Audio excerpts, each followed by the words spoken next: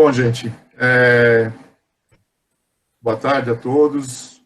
Obrigado por estarem presentes hoje, um dia que a gente não sabia direito se era feriado, se não era feriado, mas achamos que era importante manter a aula, inclusive pela sequência, né? Nós tivemos as duas aulas sobre biodiversidade com o Matias e com a Cristiana.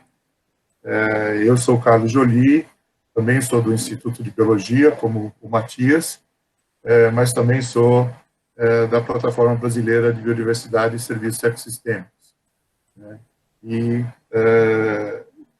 coordenador do programa Bioalta na FAPESP. Então, esse assunto, biodiversidade, está presente na minha atuação desde sempre. O que eu quero falar hoje para vocês, assim, a gente viu a situação de declínio, de extinção de espécies, as questões de serviços ecossistêmicos ou contribuições da natureza para as pessoas, e a gente viu o quanto a atividade humana tem alterado e tem impactado a biodiversidade. Hoje eu queria falar um pouquinho do que importante foi feito em termos de conservação, em alguns casos, restauração da biodiversidade, para encerrar esse bloco. Tá? Vocês, por favor, se tiverem perguntas, interrompam a qualquer momento. Bom, a primeira imagem que eu queria trazer é essa do Yuri Gagarin, que foi o primeiro ser humano a circundar a Terra, a ser enviado para o espaço numa nave russa em 1961, e assim que ele foi o primeiro a avistar a Terra de fora. E isso tem um impacto muito grande no inconsciente das pessoas, porque pela primeira vez a gente estava vendo que, de fato, o nosso planeta é finito. O nosso planeta não é ilimitado. Portanto, os recursos disponíveis no planeta também não são ilimitados. Isso, há estudos que mostram que isso teve um impacto bastante grande do ponto de vista psicológico, nas pessoas que passam, então, a ter uma preocupação maior com a questão de limitação de recursos. A primeira grande iniciativa em termos de conservação da biodiversidade ocorreu em 1968, quando a Unesco, que é uma das agências das Nações Unidas, criou o programa O Homem e a Biosfera. Esse é um programa que continua até hoje, e, entre outras coisas, ele é responsável também pela criação, estabelecimento e gestão das reservas da biosfera. Reservas da biosfera são um tipo de área protegida, como uma unidade, como um parque, ou como uma estação ecológica, só que ele é criado internacionalmente, ele não tem uma limitação, uma delimitação territorial estabelecida, onde você não pode realizar atividades, ele simplesmente delimita uma determinada área geográfica que precisa ser protegida, que é importante para a humanidade e onde as atividades devem ser manejadas de forma que você tenha tanto atividades produtivas, como você tem cidades, e como você tem áreas de conservação. O Brasil levou muito tempo para aderir a esse programa, apesar de ele estar presente nessa reunião, e o Comitê Brasileiro do MAB, do Programa Homem e Biosfera, só foi criado em 1991, então praticamente 25 anos depois do estabelecimento desse sistema, e logo depois dele ter sido criado, o Brasil criou a primeira reserva da biosfera. Até a década de 90, ou até, na verdade, o nosso processo de mudança política e definição de um primeiro governo eleito democraticamente, havia um consenso entre as Forças Armadas e o Itamaraty de que a gestão, qualquer que fosse, do território nacional, não poderia ser delegada, não poderia estar sob uma regulamentação internacional. Esse era o pensamento até 1990, isso mudou, e logo depois dessa mudança se criou a Reserva da Biosfera da Mata Atlântica, que é a única que de fato está implementada, que tem um conselho, secretaria e tem uma série de atividades. Depois disso foram criadas reservas no Cerrado, no Pantanal, na Amazônia, como vocês veem aí nesse mapinha. Jolie, você poderia só clicar em ocultar aí nessa barrinha que está aparecendo embaixo, que ela está tampando um pedaço do seu slide. Aí, valeu. Beleza. Bom, o segundo grande evento que aí afeta a área de meio ambiente como um todo foi essa conferência de Estocolmo. Isso já foi mencionado em outras aulas, e foi a primeira conferência das Nações Unidas sobre o meio ambiente. Então, era uma questão de começar a analisar que nós estávamos, de fato, numa situação onde os recursos eram limitados e que nós precisávamos organizar e legislar e ter acordos internacionais para a utilização desses recursos. O Brasil teve um papel de destaque nessa reunião, infelizmente um destaque negativo. Foi uma reunião onde o Brasil liderou a criação de um grupo de negociação dentro das Nações Unidas, que depois ficou conhecido como Grupo dos 77 mais China, que eram países em desenvolvimento e cuja posição, de uma maneira geral, era que nós precisávamos desenvolver, precisávamos crescer economicamente, e que, se isso causasse danos ambientais, era um dano colateral, e que a pior poluição era a miséria. Então, uma das consequências dessa posição brasileira em 1972 foi a criação do Polo Petroquímico de Cubatão, onde várias indústrias multinacionais vieram se estabelecer aqui porque não precisavam ter preocupação com filtros ou com a poluição que estariam causando. Então, isso, obviamente, teve um custo bastante grande. Mas também tivemos consequências positivas. Nessa reunião de Estocolmo, foi criado o Programa das Nações Unidas para o Meio Ambiente, o PNUMA, com a sede no Quênia. Então, era uma proposta da ONU de distribuir as suas sedes também no Hemisfério Sul, não só as sedes que eram conhecidas na Europa, nos Estados Unidos, no Japão, no Canadá, mas que seria uma política para trazer o desenvolvimento para essas regiões. Infelizmente, parou aí o único grande organização das Nações Unidas sediada no Hemisfério Sul, é justamente o PNUMA, e a partir de 2018 passou a se chamar ONU Meio Ambiente.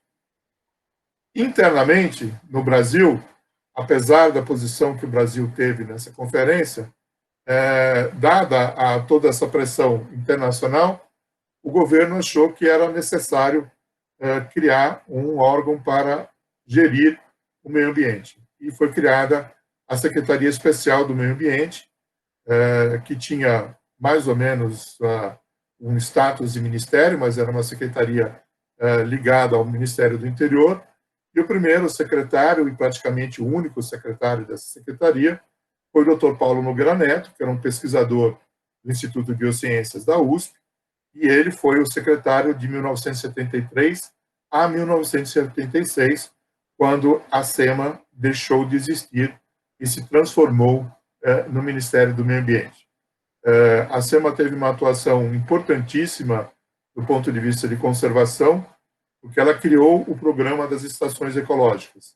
Estações ecológicas diferem de parques estaduais ou de parques nacionais, porque estações ecológicas são destinadas à pesquisa, não à visitação pública. Então, foram criadas inicialmente 7 grandes estações ecológicas, distribuídas nos diferentes biomas e destinadas a dar uma infraestrutura para a realização de pesquisa nesses biomas.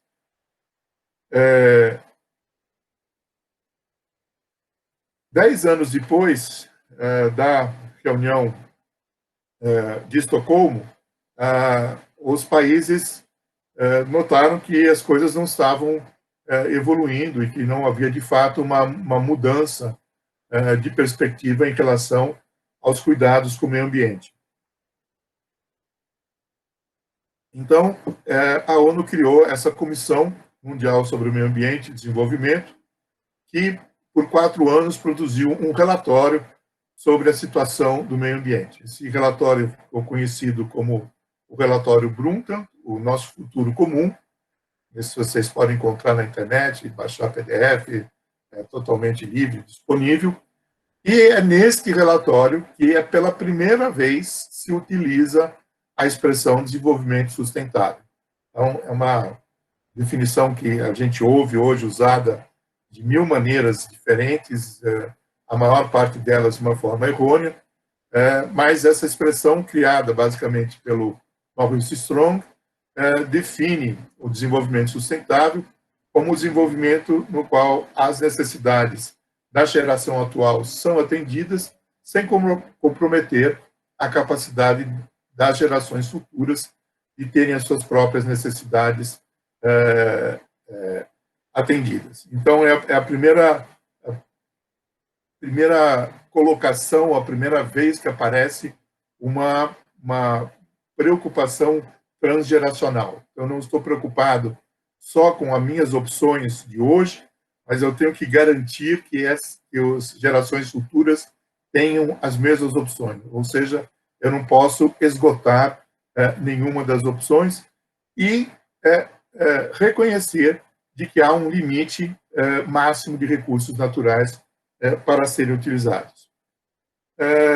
Nessa época, esse relatório acabou criando o que a gente chama de uma segunda onda do meio ambiente. A primeira onda tinha sido criada na década de 60, com a publicação do livro da Rachel Carson sobre as questões de poluição, e a primeira onda era muito focada nessa questão de poluição. A própria reunião de 1972 foi convocada por causa de problemas de chuva ácida e de poluição transnacional, principalmente na Europa, e essa segunda onda passa a ter uma preocupação, continua a preocupação com mudança, mas se inclui nessa agenda a questão de mudança do clima e de perda de biodiversidade.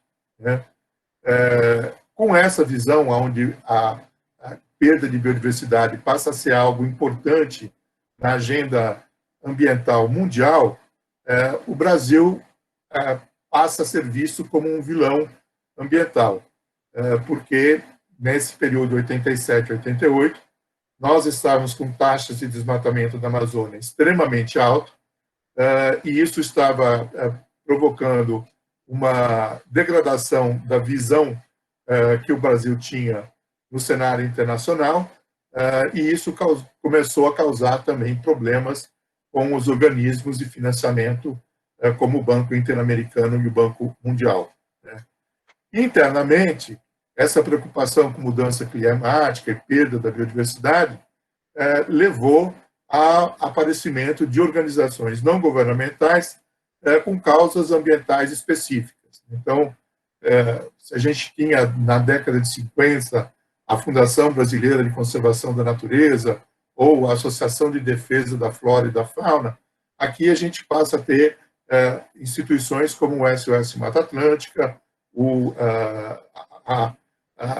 a organização que tinha como foco o Jureia e outras que tinham como foco a Amazônia.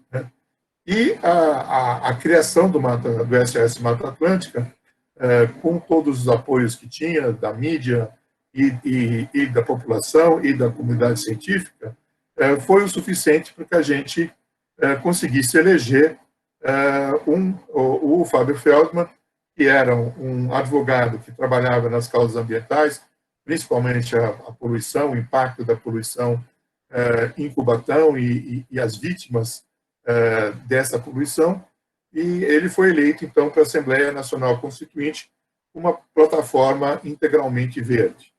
Em função desta eleição, e termos um deputado dedicado a isso na Constituinte, hoje nós temos um capítulo de meio ambiente na Constituição Federal, um capítulo que, vamos dizer, coloca as linhas gerais do respeito ao meio ambiente, dizendo, começando com todos têm o direito ao meio ambiente ecologicamente equilibrado, e que é a responsabilidade do poder público e da coletividade defender e preservar para as gerações futuras, para presente e futuras gerações. Né? Então, isso é um marco, né? Essa nossa Constituição foi considerada extremamente avançada do ponto de vista de conservação, se tornou um modelo para outros, né? Infelizmente, ela não vem sendo muito respeitada ultimamente. Mas esse capítulo é um elemento muito forte, e é em cima desse capítulo que quase todos os recursos que têm sido feitos ao Supremo Tribunal Federal para evitar uma destruição ainda maior do meio ambiente têm se baseado com uma decisão anteontem da ministra Rosa Weber, que anulou decisões deletérias ao meio ambiente tomadas pelo Conselho Nacional do Meio Ambiente. Entre as várias coisas que o governo brasileiro fez, né, para tentar perder essa característica de vilão internacional, a gente teve um pacote verde no governo Sarney, que criou o IBAMA, né? Então o IBAMA foi para o Ministério do Meio Ambiente, que tinha sido criado um pouquinho antes. Houve uma alteração do Código Florestal, aumentando as áreas de proteção na Amazônia, tentando então diminuir o desmatamento. Houve um corte dos subsídios para a agropecuária extensiva na Amazônia. Então, grandes empresas tinham abatimento do seu imposto de renda comprando grandes áreas na Amazônia, cortando a floresta, plantando pasto e colocando algumas cabeças de gado. E esses subsídios, obviamente, promoviam um desmatamento, né? Também houve uma participação maior no fortalecimento desse tratado de cooperação amazônica, que envolve os 9 países amazônicos, e para melhorar a sua visão,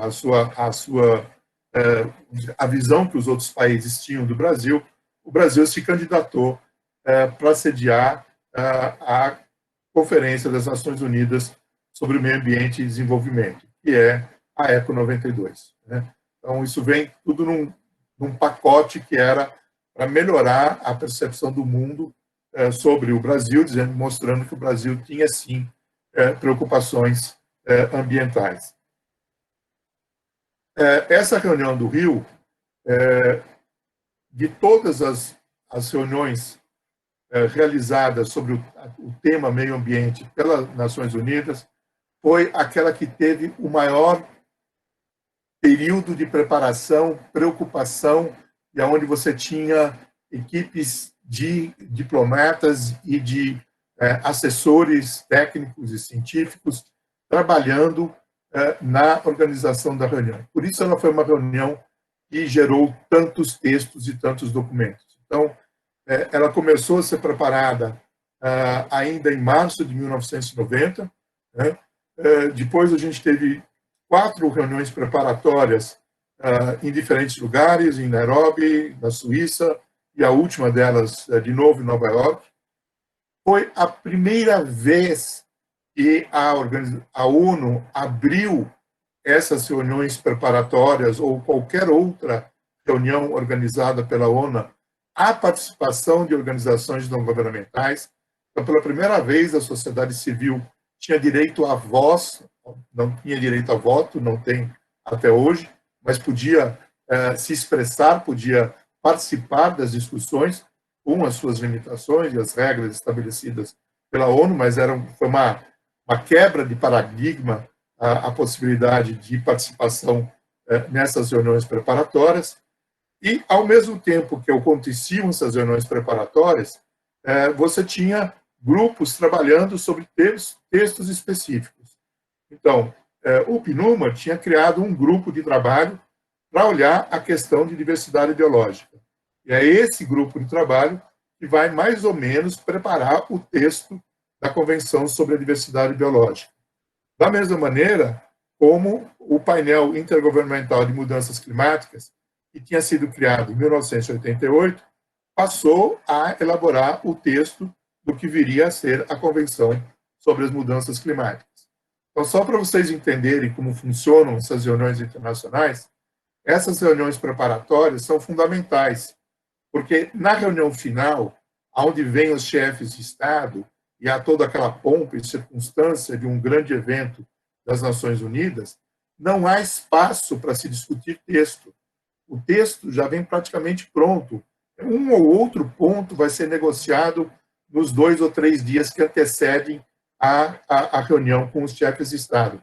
Então, é importantíssimo que você tenha essa preparação para que você, de fato, chegue na reunião com textos que estão em condições de serem aprovados.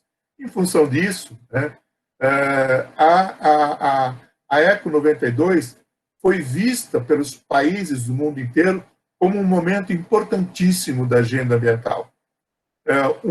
A atmosfera no mundo era uma atmosfera positiva. Em 89, o Muro de Berlim tinha caído, a Guerra Fria tinha acabado, se imaginou que as questões de tensão, de instabilidade política tinham terminado. Não havia ainda, não tinha ainda aparecido as questões do terrorismo, as questões que a gente vive hoje em dia dessa instabilidade. Ao mesmo tempo, os cientistas, junto com o setor privado e junto com as Nações Unidas, tinham conseguido, em 1986, 87, fazer uma convenção proibindo a produção de gases que afetavam o buraco de ozônio, que é uma camada da atmosfera importantíssima, porque ela filtra os raios de alta energia que causam dano, que podem causar câncer, quando a gente é exposto a eles. A gente usava em laques, em sprays, em inseticidas, a gente usava um gás neutro, mas que tinha um impacto enorme na camada de ozônio. E houve todo um esforço para a substituição disso. Então, se mostrou que era possível, que o mundo podia sentar junto e decidir, não, vamos mudar esse gás porque ele causa um impacto ambiental.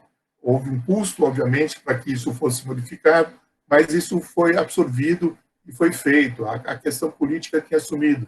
Então, nós tivemos aqui a presença no Brasil de 116 chefes de Estado. Isso não aconteceu em nenhuma outra reunião das Nações Unidas.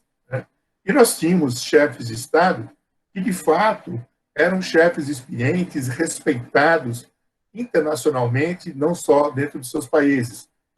A gente tinha o Fidel Castro em Cuba, a gente tinha o Gorbachev ainda na Rússia, a gente tinha o Helmut Kohl como primeiro-ministro da Alemanha. Então, a presença desses chefes de Estado aqui, mais uma enormidade de organizações não governamentais, jornalistas, fez com que, de fato, se criasse condições para que os textos fossem aprovados. Então, da agenda que havia sido colocada para discussão aqui, a questão da proteção da atmosfera. Se aprovou a Convenção de Mudanças Climáticas. A Convenção dos Recursos da Terra, desmatamento, perda de solo, desertificação. Se aprovou a Convenção de Combate à Desertificação. A questão da biodiversidade, a Convenção sobre Diversidade Biológica. Mas alguns outros documentos, apesar de toda essa discussão, por exemplo, haveria a proposta de uma convenção para proteger os recursos de água doce. Ela não se concretizou. uma proposta de proteção dos oceanos, também não se concretizou. Uma proposta de proteção das florestas, houve uma declaração de princípios não vinculativa, é muito mais fraco do que uma convenção. Gestão da biotecnologia, só foi se resolver em 2003, mas nasceu aqui a discussão, né? Tráfico ilegal de produtos tóxicos, foi se resolver em 89. Enfim, um conjunto de ações bastante importantes, das quais vocês já tiveram em outras aulas o destaque para a Agenda 21, que então colocava a questão de como deveria ser o desenvolvimento ambiental, comportamento, capítulos tratando de todos os assuntos. Houve a aprovação dessa Carta da Terra, que deveria ser equivalente à Declaração de Direitos Humanos, tem um peso gigantesco dentro das Nações Unidas. Infelizmente, não foi isso que aconteceu, mas ainda assim se aprovou uma declaração do Rio, no qual se criou o princípio da precaução, que é um dos princípios mais usados na legislação ambiental, né? E também se criou um instrumento financeiro para financiar a implementação de todos esses documentos, que foi o Global Environmental Facility, o GEF, que é um braço do Banco Mundial. Bom, passado 92, uma convenção, todas as convenções, elas têm uma linguagem muito fluida, elas são uma carta de intenções, mas elas não colocam uma agenda, elas não colocam um prazo para aquelas ações serem implementadas, elas não colocam exigências, metas numéricas. Então, precisamos reduzir a poluição em 5% até o ano tal. Isso não aparece em nenhuma convenção. Exatamente por isso, uma vez aprovadas as convenções, os países que participam da convenção vão, ou não, criar protocolos. Protocolos são os dentes de uma convenção. O protocolo vai dizer exatamente quanto eu preciso reduzir da poluição e até quando isso tem que acontecer e quais são os instrumentos que isso vai necessitar e que precisam ser implementados. Então, em 1995, na conferência da Convenção, Conferência das Partes, que a gente chama de COP, da Convenção de Mudanças Climáticas, se definiu, se aprovou o Protocolo de Quioto. O Protocolo de Quioto foi uma proposta que teve um papel gigantesco do Brasil. O Brasil foi um grande protagonista para que esse protocolo fosse aprovado. Por exemplo, criando esse mecanismo de desenvolvimento limpo. Eu não vou entrar em detalhes aqui, mas é um mecanismo de compensação de emissões de gases de efeito estufa, principalmente de CO2. Então, foi a primeira vez onde, depois de ter sediado aquela grande reunião no Rio, ter tido um enorme sucesso naquela reunião do Rio, apesar do Brasil, as suas posições serem neutras, ele foi o anfitrião que deixou as negociações acontecerem e influenciou relativamente pouco no destino final de cada um dos documentos. 3 anos depois, ele foi o grande protagonista nessa reunião sobre mudanças climáticas. Então, começava a mudar a percepção do mundo sobre o Brasil, né? No bojo dessas discussões, uma das exigências, uma das necessidades que se tinha era de um conhecimento melhor da biodiversidade, né? Num país no qual que está no topo do número de espécies, seja de plantas, seja de aves, seja de sapos e de cobras, seja de mamíferos, seja de répteis. O número de espécies no Brasil, a gente vê que o Brasil está sempre no colorido mais forte nesse mapa, que são justamente as áreas onde a gente tem a maior diversidade. Ou seja, em termos de biodiversidade, nós somos o número 1. Nós somos o país que detém o maior número de espécies. Agora, o nosso conhecimento ainda é limitado. Era bastante limitado na década de 90 e ainda continua bastante limitado. Mas era necessário não só você melhorar o conhecimento sobre a biodiversidade, mas você gerar esse conhecimento de forma que ele pudesse ser usado para aperfeiçoar políticas públicas. Você tinha que...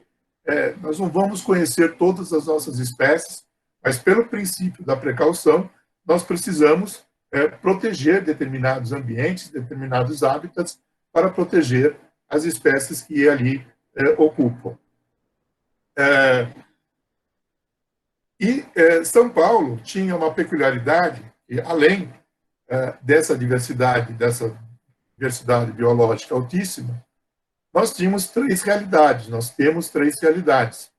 e são o fato de nós termos regiões metropolitanas, como São Paulo, como Campinas, como Santos, na Baixada Santista. Nós temos um interior do estado altamente modificado pelo homem, áreas de plantio que foram nos 1800 até 1920, eram áreas plantadas com café, na sua maioria. Depois houve a crise do café. Na década de 60 houve a substituição dessas áreas por cana-de-açúcar, e hoje nós temos um plantio intensivo de cana-de-açúcar, ou seja, áreas agrícolas muito extensas e intensas no interior, assim como nós temos também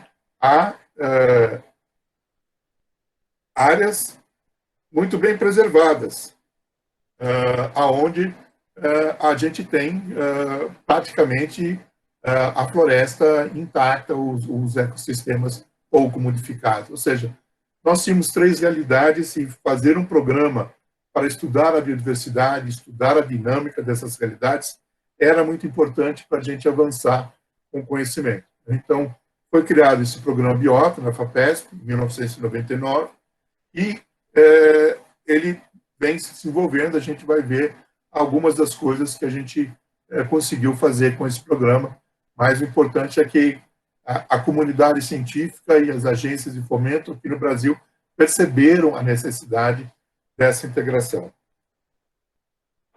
Um outro assunto importante para a conservação é essa questão de acesso a recursos genéticos e a divisão dos benefícios. Isso é um problema, porque isso está na base do que a gente chama de biopirataria. Ou seja, até a Convenção da Diversidade Biológica, então até 1992, todo o recurso genético existente no mundo, todo o recurso, todas as características genéticas típicas de cada espécie, esses recursos eram considerados bens da humanidade. Então, qualquer um poderia explorá-los, não importa em que país ocorre, de onde ocorre. O que aconteceu foi que os países mais ricos desenvolveram tecnologia para exploração e uso desses recursos, da indústria farmacêutica principalmente, mas também de alimentos, também de cosméticos, também de defensivos agrícolas. E os países de origem dessas espécies não tinham nenhum retorno por fornecerem esses recursos genéticos. Então, você tinha uma divisão norte e sul. O hemisfério norte bem desenvolvido, com alta tecnologia, mas pouca biodiversidade. E o hemisfério sul com muita biodiversidade, riquíssimos em biodiversidade, mas que não tinham a tecnologia para explorar. A Convenção da Diversidade Biológica disse que não são bens da humanidade. Os recursos genéticos de um país são um bem do país.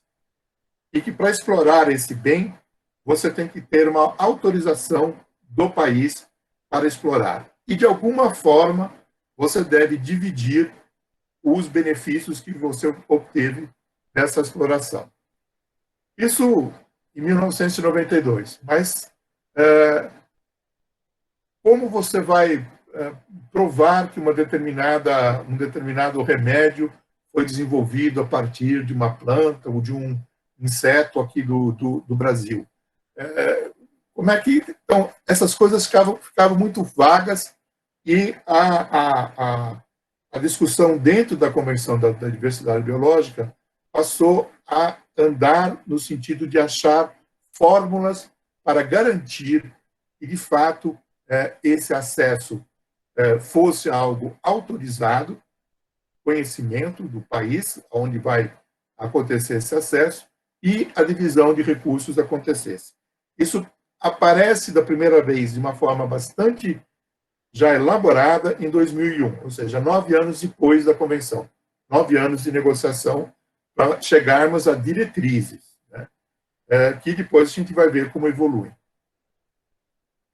Em 2002, a gente teve a Rio+10, que talvez poucos de vocês se lembrem, uma reunião que deveria ser equivalente à ECO 92, realizada 10 anos depois, na África do Sul, mas que não teve toda aquela preparação, não havia grandes textos para serem aprovados, então foi mais uma avaliação de o quanto tinha se feito ao longo desses 10 anos desde o Rio.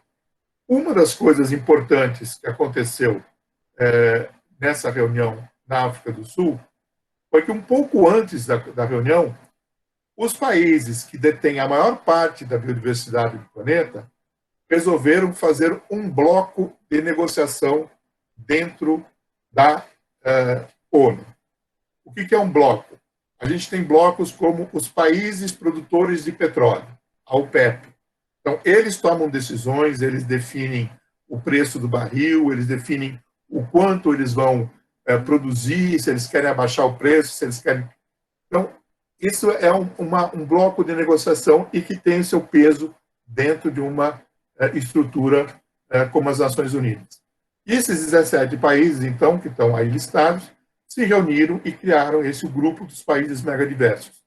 Eles detêm 70% da biodiversidade do planeta. Portanto, não era mais o Brasil ou não era mais a Colômbia brigando para proteger os seus recursos genéticos e como é que eles eram explorados e como é que você garante a repartição, mas era um conjunto de países que tem bastante peso e bastante força, né? E também foi nessa reunião da África do Sul que os países chegaram à conclusão que precisavam criar um órgão equivalente ao painel de mudanças climáticas para a biodiversidade, né? Porque era necessário se ter uma base técnica para a tomada de decisão e a solução que tinham achado inicialmente no Rio não estava funcionando, né? Em 2005, os países, através o secretário-geral da ONU, a Convenção de Diversidade Biológica, a Convenção de Mudanças Climáticas, a Convenção de Desertificação, a Convenção da Camada de Ozônio, solicitaram, mostraram, indicaram a necessidade de se fazer uma avaliação do qual era o estado de saúde dos ecossistemas no mundo inteiro, né? Então, isso reuniu 1.360 pesquisadores de 95 países. Foi feito um mega relatório. Houve uma participação pequeníssima do Brasil. 2 ou 3 pesquisadores brasileiros participaram desse processo e se chegou a esse grande documento que foi a Avaliação Ecossistêmica do Milênio. Ele usou, pela primeira vez, uma terminologia e uma definição que passaram a ser muito frequentes ali para frente. Ficou definido que a biodiversidade era importante não só pela biodiversidade, mas como ela estava na base, né? O funcionamento de um ecossistema gerava processos que tinham como resultado benefício para o homem, né? Então, esses processos, que são processos naturais, que acontecem para o funcionamento do ecossistema, a Simone já abordou isso na aula dela, que o resultado é algo que tem valor e que pode ser usado pelo homem. pode ser, por exemplo, a proteção de recursos hídricos. É importante para nós, porque isso vai garantir água para o consumo nas cidades, vai garantir área para irrigação. Então, baseado nessa publicação capitaneada pelo Robert Constanza, passou-se a usar essa definição de serviços ecossistêmicos. Então, eu não discutia mais só a conservação da biodiversidade per si, pelo lado ético de que nós somos responsáveis pela manutenção das outras espécies de vida no planeta, mas eu também associava isso a um serviço, e a um serviço que eu podia quantificar, que eu podia valorar. Né?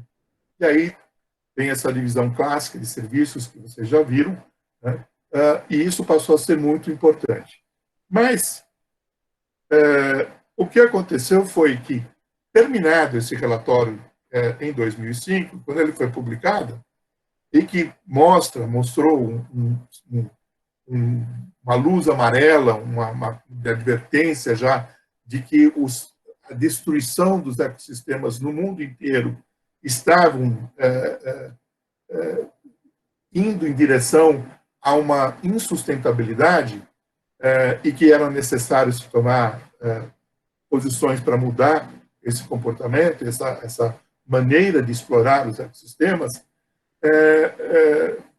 os países disseram assim, não, mas não fomos nós que pedimos diretamente, não há nenhuma reunião onde os países disseram que queriam, ou seja, eu não tenho vínculo, eu não tenho responsabilidade com essas decisões. Elas são importantes, eu estou tomando ciência delas, mas eu não tenho que fazer nada, eu só tenho que tomar ciência. Né?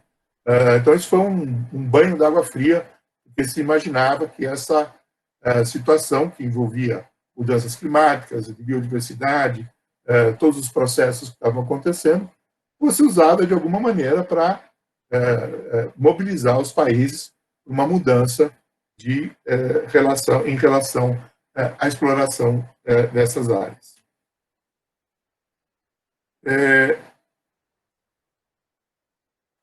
Reforçando a importância do Brasil no cenário internacional, nós sediamos uma das reuniões da Convenção de Diversidade Biológica aqui em Curitiba, foi uma reunião bastante interessante, e teve uma questão muito importante, que foi a realização desse item que está aí na base, no final do slide, que é essa reunião científica que foi organizada antes da COP. Uma reunião organizada por brasileiros, foi muito bem sucedida, com a participação intensa de colegas do exterior, e foi um dos momentos em que o mundo começou a tomar pé, começou a perceber que o Brasil tinha uma comunidade científica ativa, importante, significativa, trabalhando com questões de biodiversidade, de mudanças climáticas, enfim, que nós não éramos só posicionamentos que aconteciam da delegação brasileira, mas que tinha um lastro de pesquisa atrás disso. Isso foi uma coisa bastante importante para nós. Né? Logo depois dessa reunião, começaram a aparecer os primeiros resultados mais significativos do programa Biota, que tinha sido criado lá em 2008. Então, esse é um mapa onde nós, reunindo os dados disponíveis sobre plantas, animais,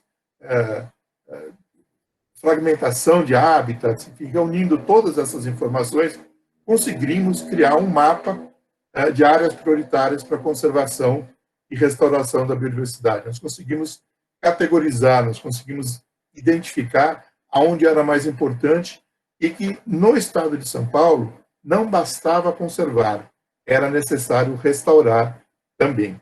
Por isso, áreas de conservação e restauração. Isso foi muito importante porque este mapa passou a ser utilizado pela Secretaria do Meio Ambiente para definir novas áreas para a criação de unidades de conservação, quais são as espécies que devem ser utilizadas em processos de restauração da vegetação, enfim, uma série de itens da legislação ambiental do Estado começaram a se basear nesse mapa. Inclusive, esse mapa da Secretaria da Agricultura, que mostra as áreas em vermelho, é um mapa de zoneamento da cana-de-açúcar. As áreas em vermelho são todas as áreas onde não pode mais haver expansão do plantio de cana. E se vocês olham para esse mapa, para as áreas vermelhinhas no interior do estado, logicamente, todo o domínio da Mata Atlântica não se permite o plantio de cana, mas se a gente olhar para o interior, essas áreas vermelhinhas, elas se casam com essas áreas que haviam sido apontadas pelo biota como importantes para a conservação e restauração. Enfim, não só o programa estava aumentando o conhecimento da biodiversidade, mas ele estava conseguindo fazer a ponte para que esse conhecimento fosse usado para aperfeiçoamento de políticas públicas. E hoje isso continua, a gente tem mais de 20 leis, decretos e resoluções que citam nominalmente, diz lá, baseado nos resultados do programa Biota, o governador decide criar um parque, uma unidade de conservação na Restinga de Bertioga, porque nós indicamos que Restinga era um dos ambientes mais ameaçados do estado, havia poucas áreas remanescentes por causa da expansão de áreas de veraneio no litoral e construção de grandes condomínios, e é importante, então, preservar. Então, foi criada uma unidade de conservação. Então, isso é uma forma de atuação pouco usual, né? A gente fazer essa ponte com os tomadores de decisão. Bom, e além disso, o Biota investiu muito na formação de gente, né? Então, até os seus primeiros 10 anos, ele foi criado como sendo um programa de 10 anos, ele formou um grande número de mestres e de doutores, né? Chegamos, então, em 2009, né?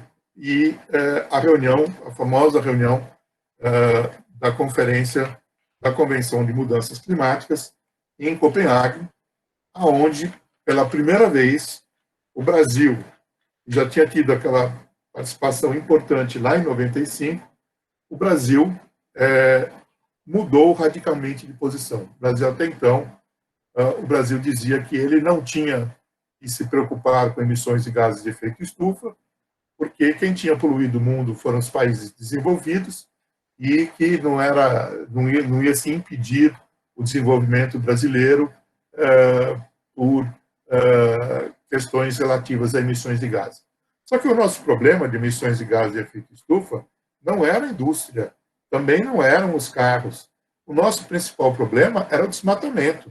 Era o desmatamento, principalmente da Amazônia, mas também já de uma forma agressiva no Cerrado, no Brasil Central.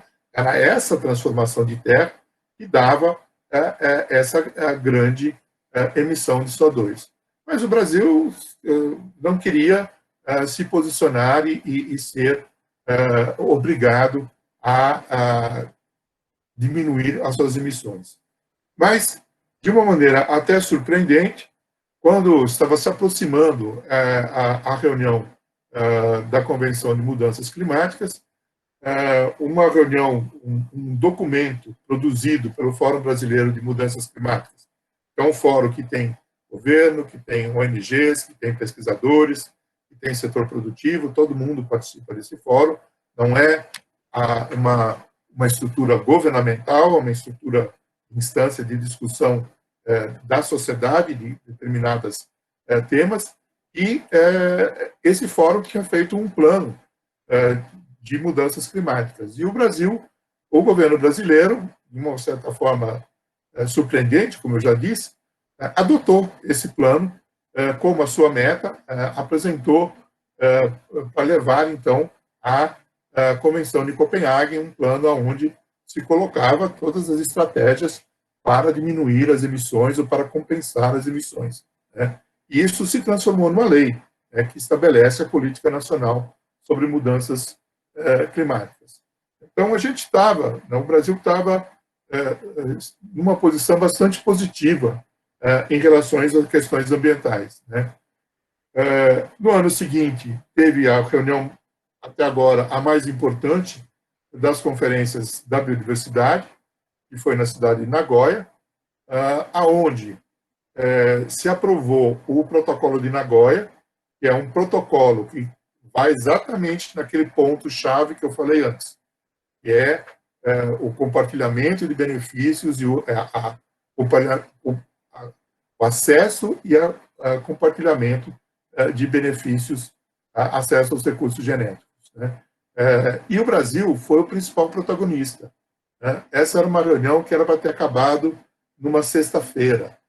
Se continuou discutindo, se varou à noite discutindo. No sábado, por volta do meio-dia, finalmente os países aprovaram o texto desse protocolo, que é um protocolo importantíssimo para os países que têm uma alta diversidade de espécies. E, como eu disse, foi a capacidade de negociação da delegação brasileira que levou à aprovação. Ao mesmo tempo, nessa mesma reunião, foram aprovadas as metas de Aichi, que vocês certamente já ouviram falar, são as metas da biodiversidade, elas são 20 metas, divididas em 5 objetivos, que então passam a ser o plano para a implementação da Convenção até 2020. Aqui estão resumidos esses objetivos, né, que é as causas, os drivers de perda de biodiversidade, as pressões diretas e indiretas, melhorar a questão da proteção da biodiversidade, ressaltar os benefícios da biodiversidade e dos serviços ecossistêmicos, colocando isso na sua política econômica, e aprimorar e ampliar a gestão e o conhecimento e capacitação. O Brasil, e de uma forma geral, o mundo, que todos os países tiveram que apresentar agora, em 2020, o quanto eles conseguiram avançar nessa meta de biodiversidade, basicamente, há avanços significativos na meta 11, que colocava um aumento significativo das áreas terrestres e de águas continentais protegidas, né? O Brasil já estava com em torno de 17% das suas áreas terrestres protegidas, é mal distribuído, a gente tem um número maior de áreas protegidas na Amazônia, tem poucas no Cerrado, praticamente não tem no Pampa, mas, de qualquer maneira, 17% do território brasileiro já está dentro de áreas de conservação. E até 3 anos atrás, o Brasil não tinha nenhum por cento da sua zona costeira protegida. Mas o Brasil criou 2 grandes áreas de proteção marinhas e hoje nós estamos com em torno de 9% da nossa zona costeira protegida. Então, nós praticamente estamos cumprindo essa meta. E a outra meta, onde houve um progresso muito grande, foi a meta 19, que é a meta de conhecimento e bases de ciência e tecnologia relacionadas à biodiversidade. Isso cresceu no mundo inteiro. Cresceu aqui no Brasil, o Biota, implantado aqui em São Paulo, foi depois implantado em Minas, foi implantado no Mato Grosso do Sul, foi implantado na Bahia. O CNPq tomou o Biota como modelo, criou um programa nacional chamado Cisbiota. Então, aquela ideia cresceu e, com isso, cresceu o nosso conhecimento da biodiversidade brasileira de uma forma organizada e disponibilizada em bancos de dados.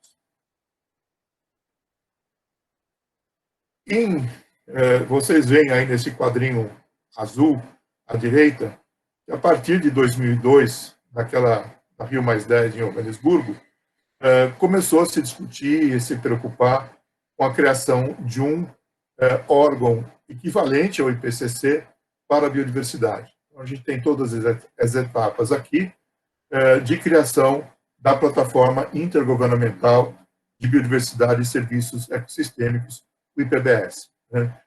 E, de novo, o Brasil teve um protagonismo bastante grande na criação do IPBS, não só na criação, como na estrutura do IPBS. A gente tinha brasileiros no Bureau, no painel multidisciplinar e no secretariado, participação de vários brasileiros nos diferentes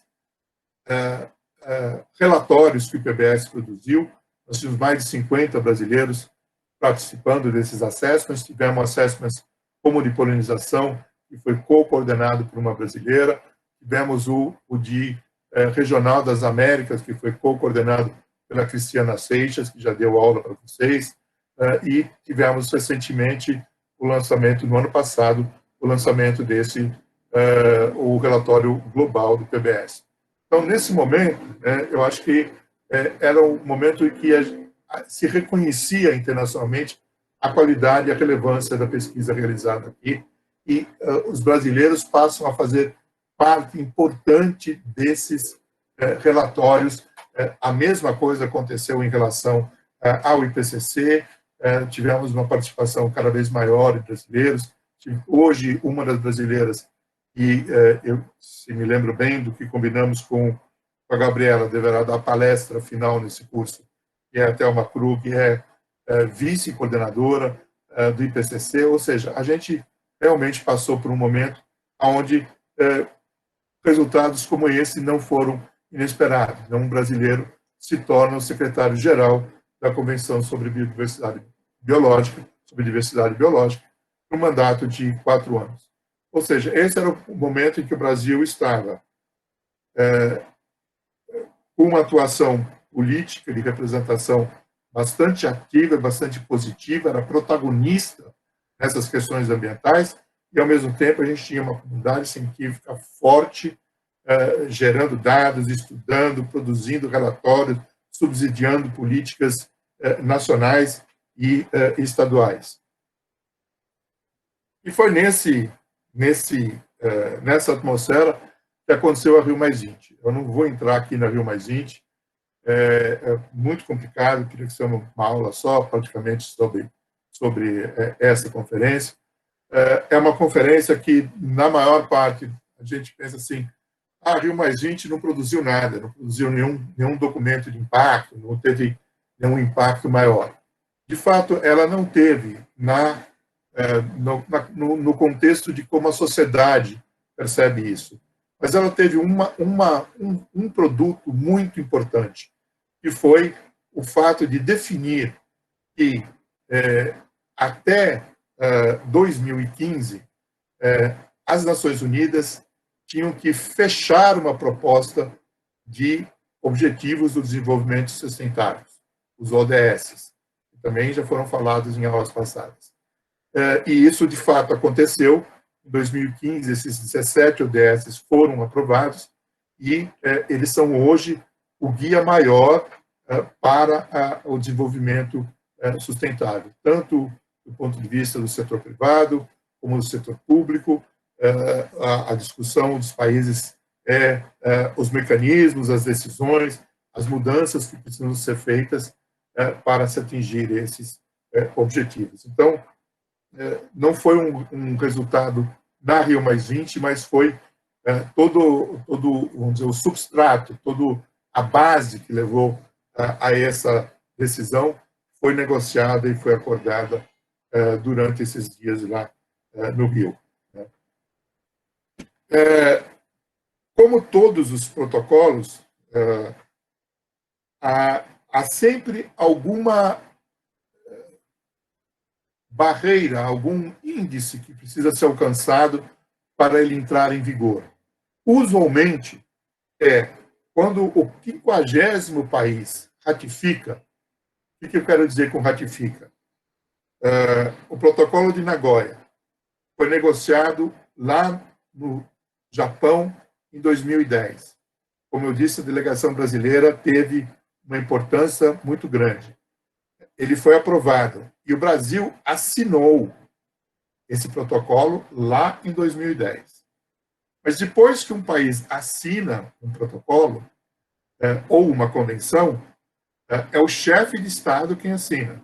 Então, na Rio 92, o Collor assinou a Convenção da Diversidade Biológica, assinou a Convenção de Mudanças Climáticas. O George Bush pai assinou a Convenção de Diversidade Biológica, assinou a Convenção de Mudanças Climáticas. Depois que isso acontece, é necessário que o parlamento daquele país ratifique, ou seja, não é mais uma decisão individual daquele governo ou daquele chefe de Estado, mas você tem um parlamento que vai ratificar aquele protocolo. Isso é um processo que, em geral, leva algum tempo. Então, terminou a ECO 92, o Brasil assinou, foi submetido ao Congresso a ratificação. O Congresso levou lá o seu tempo, discutiu, decidiu, em em fevereiro de 1994, o Brasil, o Congresso aprovou a ratificação e, a partir daí, o Brasil passou a fazer parte da Convenção da Diversidade Biológica. O que aconteceu nos Estados Unidos é que o Bush pai esteve aqui, ele assinou a Convenção de Diversidade Biológica, mas o Congresso americano não ratificou. Ou seja, os Estados Unidos não é um país membro da Convenção da Diversidade Biológica. É um país membro da Convenção de Mudanças Climáticas e de muitas outras convenções, mas da diversidade biológica ele não é um membro. Então, essa questão da ratificação, em geral, é isso. Quando o 50º país ratificou, ou aquele protocolo passa a, de fato, valer. Ele entra em vigor. Há protocolos que levam muito tempo. O protocolo de Kyoto, que foi aprovado em 95, ele foi entrar em vigor em 2012, quando ali foi colocado um outro instrumento. Os países que ratificavam tinham que corresponder a 55% das emissões de gases de efeito estufa. Como os Estados Unidos, que emite 32% dos gases de efeito estufa, emitia naquela época, hoje caiu um pouco, mas emitia naquela época 32%, e a União Soviética, que emitia em torno de 18%, se recusaram a assinar, o protocolo não entrava em vigor. Ele só foi entrar em vigor em 2015, quando, finalmente, a União Soviética, já nessa época a Rússia, porque já tinha se quebrado a União Soviética nos vários países, a Rússia finalmente ratificou, e aí tínhamos mais do que 55% da emissão de gases, e o protocolo de Kyoto entrou em vigor. Então, o protocolo de Nagoya, que foi assinado lá em 2010, em outubro de 2014, ele finalmente entrou em ratificação. E o Brasil, que tinha sido o grande protagonista, que tinha sido a grande liderança para que esse protocolo fosse assinado. O Congresso brasileiro não ratificou. A Presidência da República encaminhou para a ratificação em 2012 e a Câmara sequer chegou a criar a comissão mista que precisava analisar para dar andamento no processo. Então, ficou parado na Câmara e o protocolo entrou em vigor sem que o número 1, em termos de biodiversidade, fizesse parte do protocolo. Nesse ínterim, as organizações internacionais, os braços das Nações Unidas para tratar com diferentes assuntos, foram se movimentando. Então, a gente tinha a Diversitas, que era uma instituição, uma organização da ONU responsável por biodiversidade, a pesquisa em biodiversidade e tal. Nós tínhamos o IDH, que era o Instituto de Ciências Sociais e Humanas na área de mudanças climáticas. Também fazia lá a sua pesquisa. Você tinha basicamente 4 grandes, um olhando para mudanças de clima, um olhando para mudanças de biodiversidade, um olhando a parte mais socioeconômica e um olhando as questões ligadas mais à desertificação. O que aconteceu? Se tentou, foram criados em momentos diferentes essas organizações e elas trilharam caminhos e levou a uma separação completa. Então, não havia contato entre a pesquisa em biodiversidade com a pesquisa em mudanças climáticas. Num dado momento, a ONU resolveu que ia juntar todas essas organizações, não ia acabar com elas, mas ia colocá-las todas dentro de de um gerenciamento único para promover essa integração. Funcionou 5 anos nesse modelo. Qual foi o grau de integração? 0. Qual foi a decisão da ONU? Acabou com essas 4 organizações e criou uma única organização que olha essa parte de pesquisa em mudanças globais, olhando o clima, a biodiversidade, todas as áreas, que é o Future Earth. Vocês têm aí embaixo o endereço, vocês podem entrar, eles têm um boletim que é mandado semanalmente e vocês podem acompanhar os programas, o que está acontecendo, o que de pesquisa está sendo feito. Ao mesmo tempo, as agências que financiam, porque a ONU tem essas organizações, mas ela não dá dinheiro. O dinheiro tem que ser buscado em agências de financiamento. Tipo, o programa Biota tem os seus recursos vindos da FAPESP. Outros programas têm seus recursos vindos do CNPq. Mas para mantê-los, nós precisamos desse financiamento.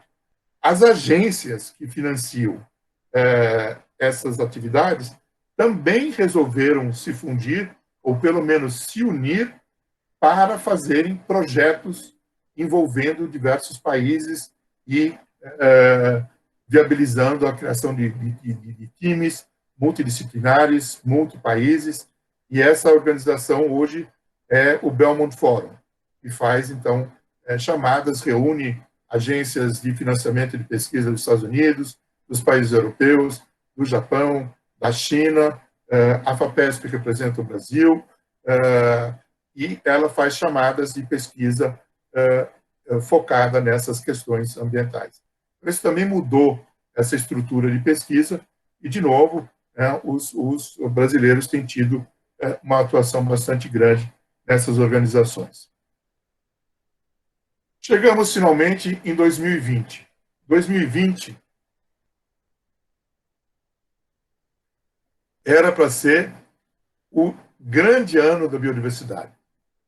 Os países tinham que mostrar o que eles cumpriram das metas de Aichi que foram estabelecidas lá em 2010. Em outubro, nós teríamos a 15ª reunião das partes da biodiversidade na China, né? A gente vê aqui de 15 a 28 de outubro. Então, ia estabelecer, nós tínhamos as metas, nós não cumprimos a meta, vamos analisar quanto cumprimos de cada uma, mas precisamos definir agora um novo plano estratégico daqui para frente. Então, a proposta como está aqui embaixo, depois o framework de trabalho em biodiversidade pós-2020. Isso tinha um alvo em 2030 e um alvo em 2050. Né? Então, esse era o grande momento onde a gente estaria definindo os futuros da biodiversidade. Seria uma reunião equivalente àquela de Copenhague para mudanças climáticas, que acabou gerando, anos depois, o Acordo de Paris, que é o principal instrumento de implementação daquelas decisões. Mas veio a pandemia, a reunião foi adiada, ela deve acontecer, idealmente, no primeiro semestre do ano que vem, se a gente já tiver vacina e for possível fazer uma reunião presencial. Essas reuniões de negociação dificilmente funcionam no formato virtual. A discussão e as interações não são muita coisa que acontece no cafezinho, que acontece na reunião, no encontro de delegações logo depois que a reunião oficial termina. Não é uma coisa que pode ser transmitida, pode ser feita à distância. Então, ela foi mudada, ela deve acontecer possivelmente em maio, se houver a possibilidade de ter a vacinação, senão ela vai acontecer em outubro do ano que vem, quando se espera que isso, de fato, já tenha sido resolvido e se mantém a reunião na China, nessa mesma cidade, na China. Então, para essa reunião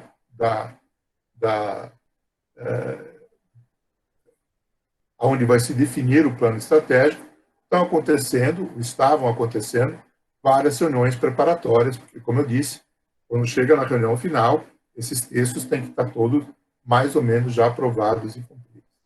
E aí a gente sofre a enorme transformação, onde, de novo, né, por qualquer perspectiva, a gente passa a ser visto como o grande vilão da área ambiental. Voltamos quase 50 anos na história e perdemos a nossa credibilidade na área ambiental, seja de mudança climática, seja de biodiversidade, e a gente vê aqui a segunda reunião do grupo responsável por preparar os documentos para a COP da China, que aconteceu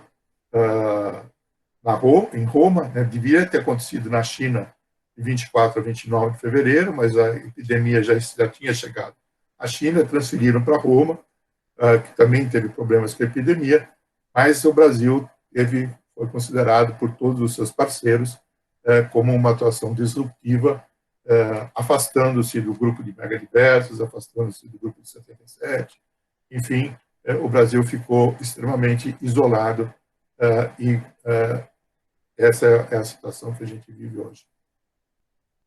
O programa Biota está completando 20 anos, então nós já tivemos vários webinars onde nós estamos avaliando o impacto que o programa causou nas diferentes áreas, bioprospecção, na área costal e marinha, na área de funcionamento de ecossistemas e taxonomia, de educação, e vamos ter o nosso próximo no dia 11 de novembro, estão todos convidados, transmitido através do YouTube da FAPESP, que vai apresentar uma proposta nova, que é uma proposta que vem sendo amadurecida dentro da coordenação do programa Biota, que é a criação de um centro de síntese em biodiversidade. O que são esses centros de síntese?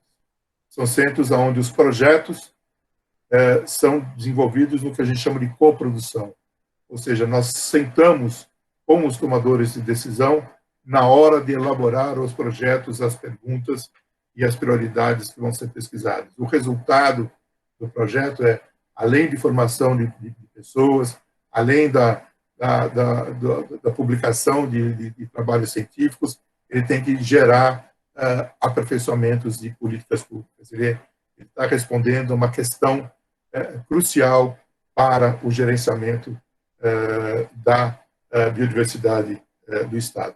Então, os projetos estão sendo feitos em colaboração, o projeto foi submetido em colaboração com a Secretaria de Infraestrutura e Meio Ambiente, Secretaria da Agricultura, Secretaria da Saúde e várias outras instituições para que se consiga, de fato, resolver algumas questões cruciais. Para fazer esses 20 anos, nós também fizemos uma avaliação do Biota como um todo, né?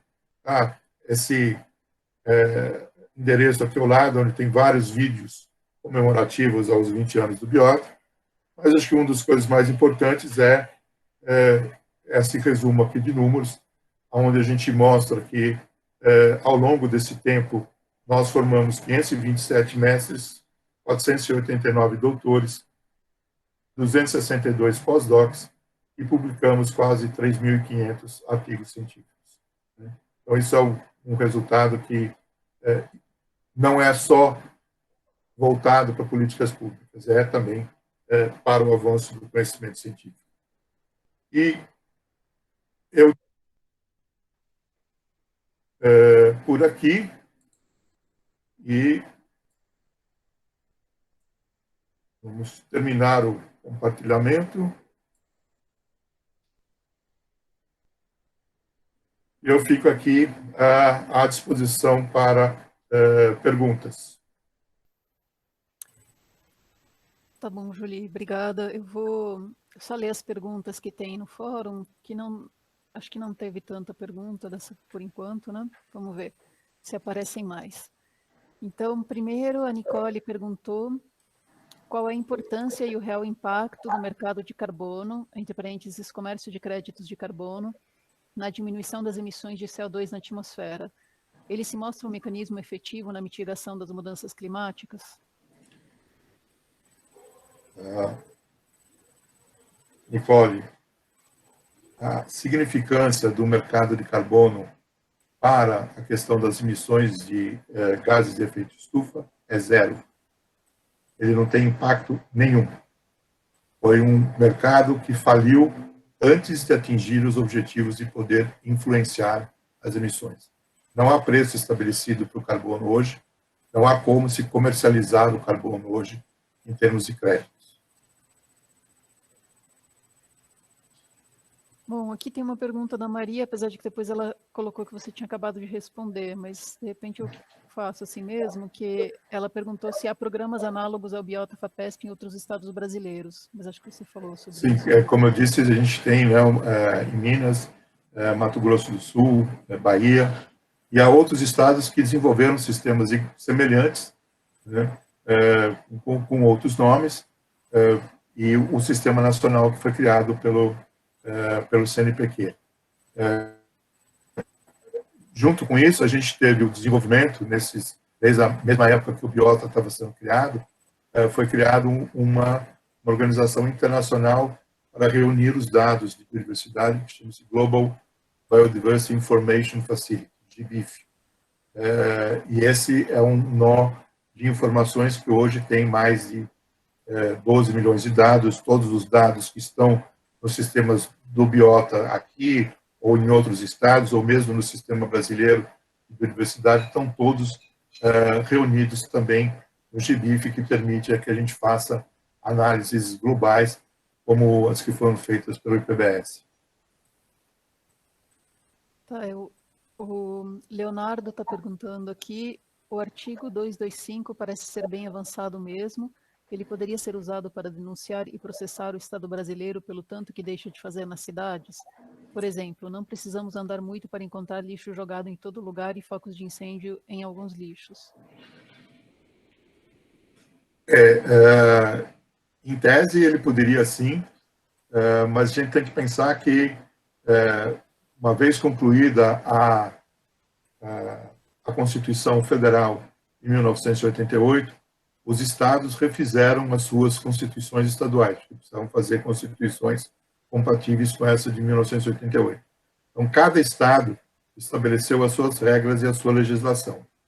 Como na área ambiental, o que o governo, a regra federal coloca é o limite, vamos dizer, o estado pode ser mais restritivo, ele pode colocar mais restrições, mas ele não pode ser mais benevolente do que a regra federal. Então, na verdade, a gente tem que olhar as regras em cada estado para ver como isso é conduzido.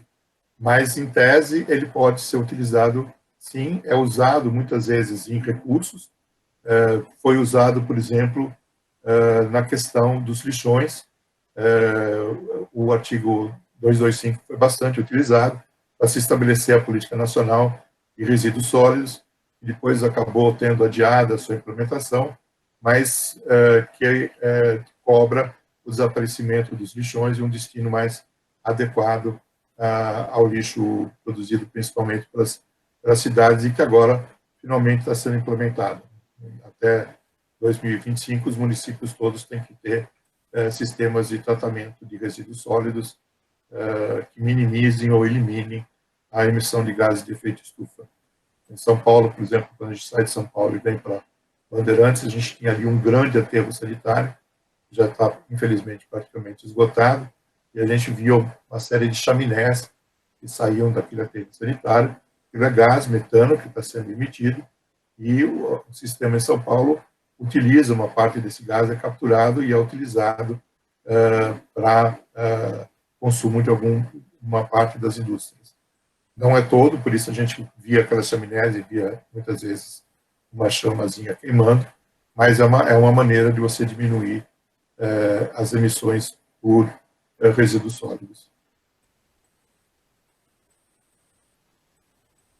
O Rodrigo está perguntando aqui, como você acha que a pandemia vai influenciar as decisões na área de biodiversidade, principalmente com relação aos possíveis patógenos que podem vir a partir da degradação de ecossistemas? Como tem sido a reação dos diversos fóruns internacionais com relação a isso? Rodrigo, excelente pergunta. Eu posso até passar para a Gabriela repassar para vocês. Ontem saiu um documento do IPBS, é o resultado de um workshop onde essas questões foram discutidas, onde esse tema é tratado de uma forma detalhada, onde se mostra as relações diretas entre as questões de desmatamento e o risco maior de você ter novas pandemias, né, e coloca a proposta que o IPBS tem feito, que é um novo arcabouço de trabalho que chama o futuro comum da natureza, que tem uma série de trabalhos que vêm sendo publicados em relação a isso. E um dos conceitos é esse, que é da saúde única. Você precisa tratar a saúde das pessoas, dependem da saúde do planeta.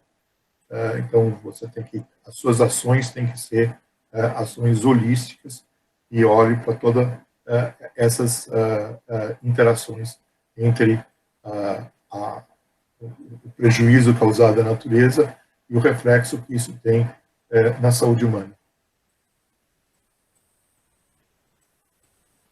Tá, tem uma última pergunta aqui no fórum, e depois a gente pode abrir para perguntas verbais, que é do Axel, que ele está perguntando: professor, será possível que, sob o pretexto da reativação econômica pós-Covid, muitos dos avanços que vem se experimentando no nível mundial poderiam ser afetados? De fato, esse é um risco de que isso possa acontecer, mas o que a gente tem visto, na verdade, é uma reação contrária.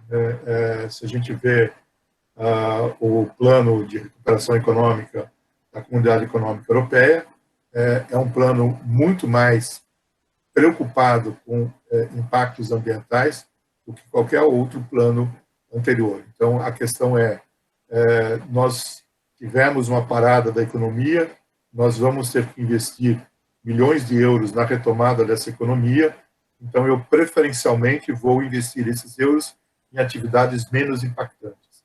Eu vou fazer com que a geração de energia limpa, os produtos que têm o seu ciclo completo, desde onde veio a matéria-prima até o destino final do produto ou da embalagem do produto. Enfim, isso é uma preocupação que está muito presente nesse plano. Está presente também no plano que o Japão está discutindo e está presente no plano que a China está discutindo. Nós não temos nenhum plano semelhante sendo discutido nos países da América Latina, muito menos nos Estados Unidos. Nos Estados Unidos, a preocupação ambiental praticamente desapareceu nesses últimos 4 anos. Então, não há nenhuma proposta nesse sentido.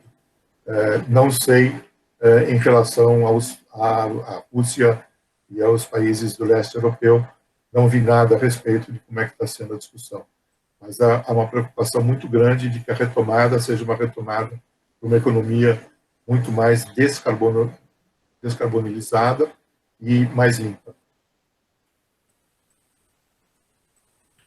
Apareceram mais perguntas aqui no fórum. Que bom. A Júlia está perguntando: qual você diria que está sendo o principal erro mais do governo atual ao lidar com a preservação do meio ambiente e cumprimento desses acordos internacionais, e quais podem ser as consequências disso a longo prazo para a biodiversidade do país? Olha, para mim, a questão é que o atual governo não vê valor na área de biodiversidade ou na área de emissões de gases. Na área ambiental é uma área que não tem valor e não tem, consequentemente, o respeito pelo atual governo. Então, a gente tem, na verdade, uma desconstrução de todo o nosso arcabouço de organizações, começando, por exemplo, com o Conselho Nacional do Meio Ambiente, que foi totalmente desfigurado, passando pelo ICMBio, pelo IBAMA, que tem problemas sérios de funcionamento, e estão sendo totalmente tutelados. Então, eu acho que o que o governo me parece quase que inacreditável que ainda não tenha percebido, é que isso tem um impacto gigantesco na área econômica.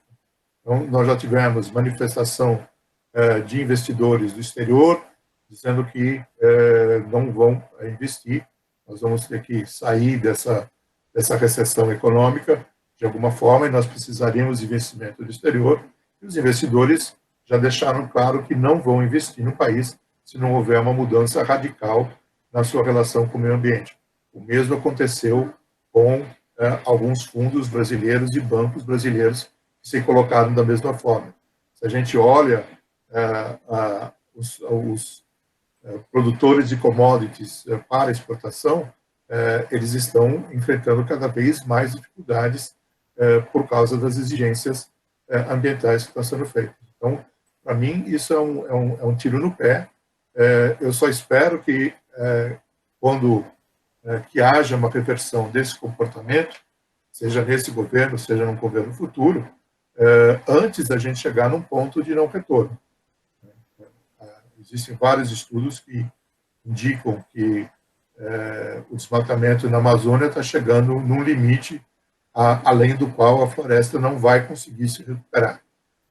Esse limite está estimado em se perder mais ou menos 30% da floresta. A gente já tem algo em torno de 20% que foi corte raso, e algo em torno de 20%, que é onde já houve corte seletivo, já houve alguma alteração. Mas essa alteração de corte seletivo não tem um impacto tão grande quanto o corte raso. Se o corte raso chegar a 30%, o sistema de funcionamento da floresta entra em colapso.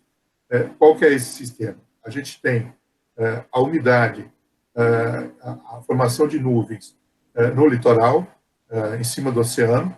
Você tem um vento que sopra sempre do oceano para a terra e que traz essas nuvens, e aí você tem chuva. Tá? Vai cair a um certo raio de distância do oceano. Mas o que acontece? A floresta vai absorver essa água, vai transpirar essa água, vai jogar ela de volta para a atmosfera, e essa nuvem vai mais para o interior, e vai chover, mas vai distribuir chuva mais para o interior. E assim, consequentemente, até que no último estágio, a produção toda dessa transpiração, dessas nuvens de transpiração, elas não conseguem ir mais para o oeste, porque elas batem na Cordilheira dos Andes. Então, o que acontece? Elas vêm para o sul, e é isso que vai trazer a chuva para a região centro-oeste e para a região sudeste. Esse é o funcionamento do sistema sem você ter uma grande interferência. Se você tiver uma grande interferência, o volume de água transpirado na parte logo depois não é o suficiente para a formação de nuvens, ou as nuvens formam e caem em grande quantidade concentradas, em vez de se espalharem, e você vai diminuindo a distribuição de chuva e, consequentemente, a floresta vai perdendo espécies que são espécies que precisam de uma umidade mais alta. Ela vai se empobrecendo como um todo até chegar num ponto onde ela se torna uma floresta com uma diversidade muito baixa de espécies, e essa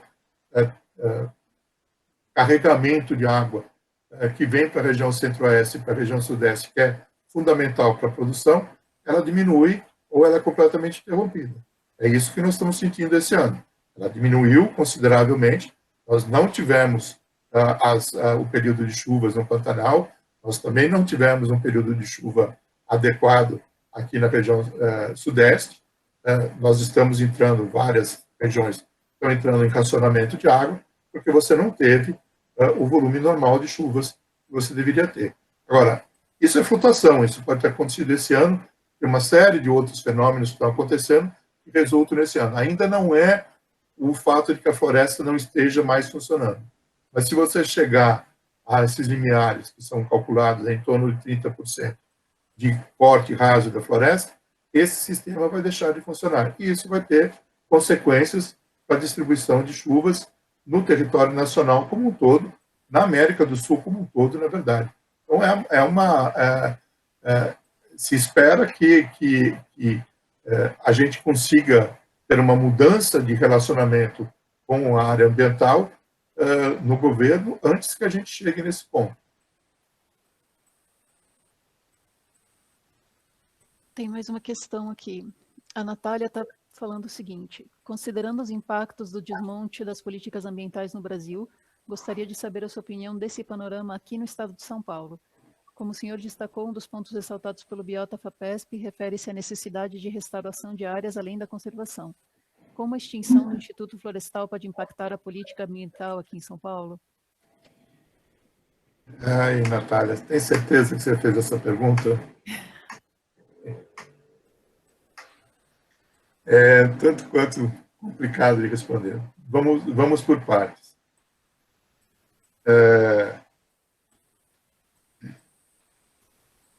Há 4 anos atrás, nós, dentro do Biota, criamos um projeto para definir como deve ser a implantação do Código Florestal no Estado de São Paulo.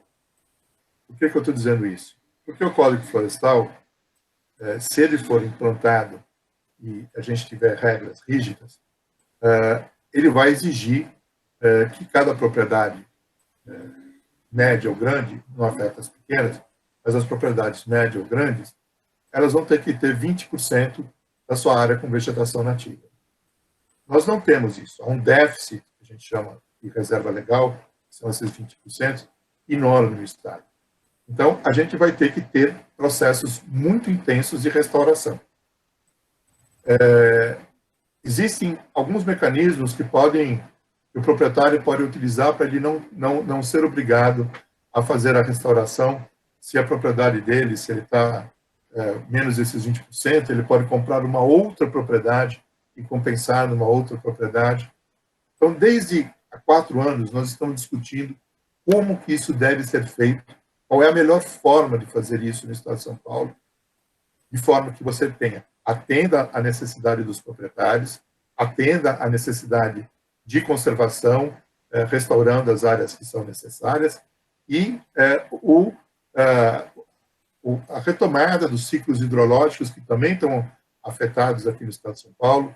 Por isso a gente tem essa questão da seca, também é reflexo dessa diminuição da vegetação, que haja uma recomposição de fato das áreas de preservação permanente ao longo dos rios, isso não seja negociável de forma alguma.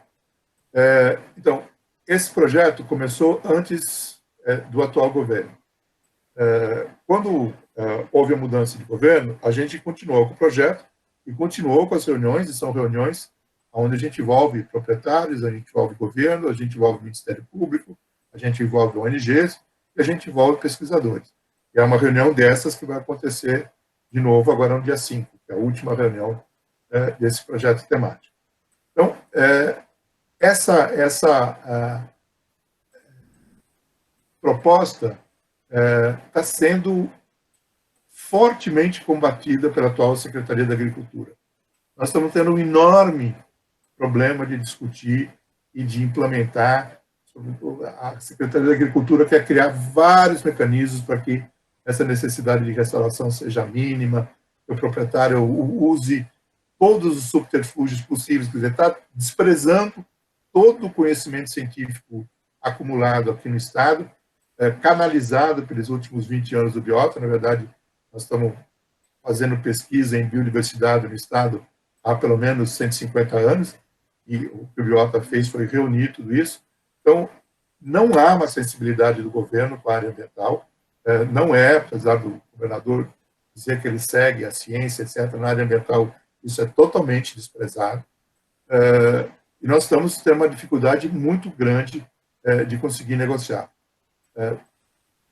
Não desistimos, as decisões ainda não foram tomadas, os decretos, regulamentações ainda não foram feitas, a gente tem discutido com a equipe da Secretaria da Agricultura, da Secretaria de Infraestrutura e Meio Ambiente, para que o conhecimento científico seja utilizado nessas decisões.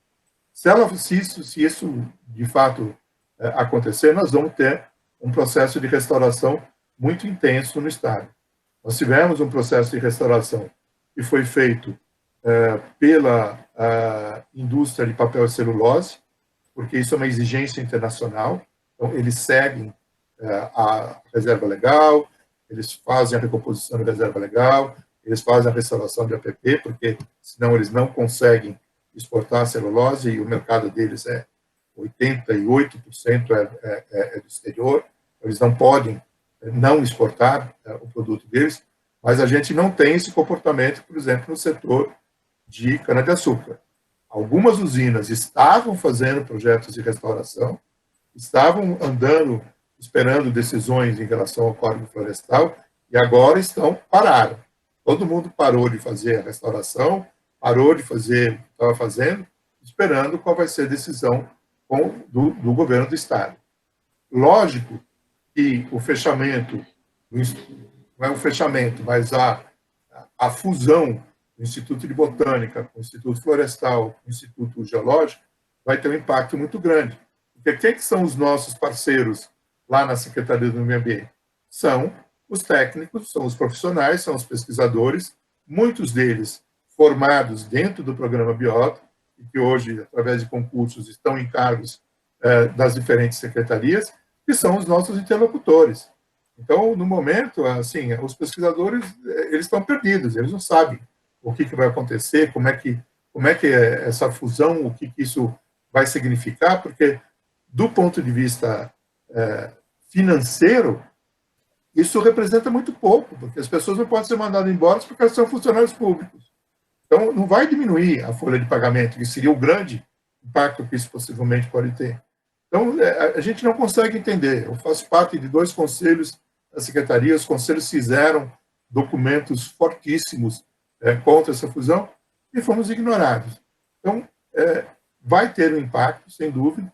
Eu espero que essa solução de fusão dessas instituições aconteça no sentido de, por exemplo, se criar um instituto de biodiversidade do Estado de São Paulo, onde se reúne esses institutos e esses pesquisadores todos, mas, por enquanto, a gente não tem sinalização nenhuma de como é que isso vai acontecer.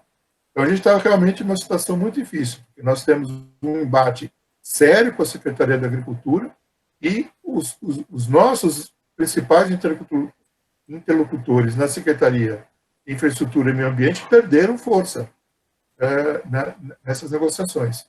Então, para nós, é uma situação muito preocupante, porque esse projeto foi feito para achar soluções e estava achando soluções negociadas, e são soluções nas quais você sai da reunião triste, desapontado.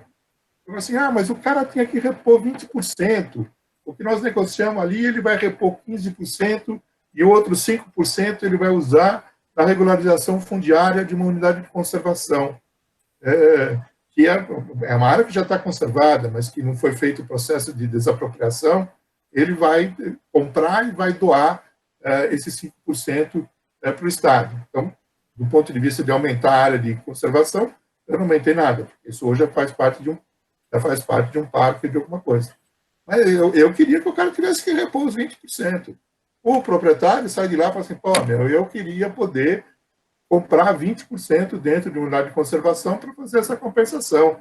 Agora eu vou perder 15% da área que eu planto com cana para ter que fazer restauração. Ninguém sai feliz. Todo mundo sai triste. Isso é negociação.